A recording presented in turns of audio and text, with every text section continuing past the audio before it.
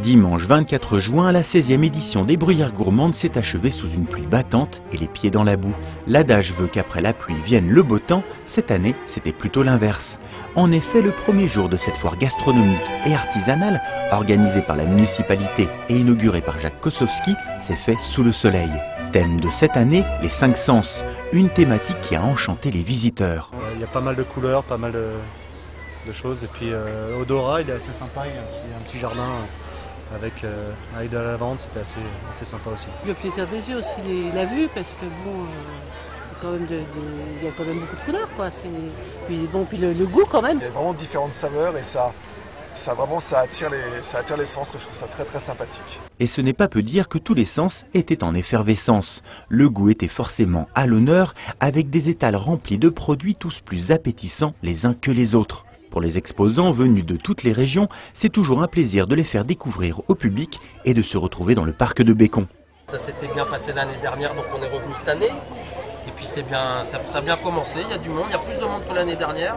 L'intérêt, c'est de venir sur un rendez-vous de printemps par rapport à un rendez-vous d'hiver. Et bon, ici, le cadre est agréable, puisque on se croirait plus à la campagne qu'à la ville. Le vrai Auvergnat ne dira jamais que ça marche bien, on dit toujours chez nous ça bricole. En tous les cas, les gens ici connaissent notre produit et semblent l'apprécier. Les Bruyères Gourmandes, c'est aussi l'occasion de pouvoir déguster sur place des spécialités de la France entière. Que dis-je, du monde entier même. Au menu, mets du sud-ouest, gastronomie bretonne, fouet angevine, mais aussi cuisine chinoise au wok ou encore spécialité antillaise. Les grands se sont régalés, les petits aussi. Dans le sac de mamie, là. Les petits collants. Les pralines.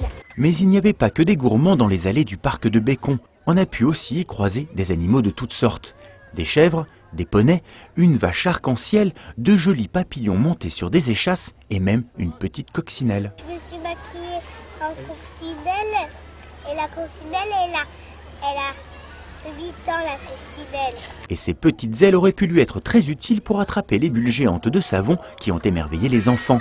La preuve, écoutez.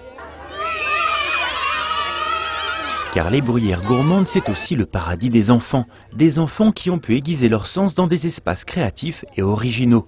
De la fabrication de cerfs-volants ou de maracas à des jeux de miroirs déformants, en passant par des parcours tactiles ou la fabrication de compotes, les enfants avaient l'embarras du choix pour passer une belle journée.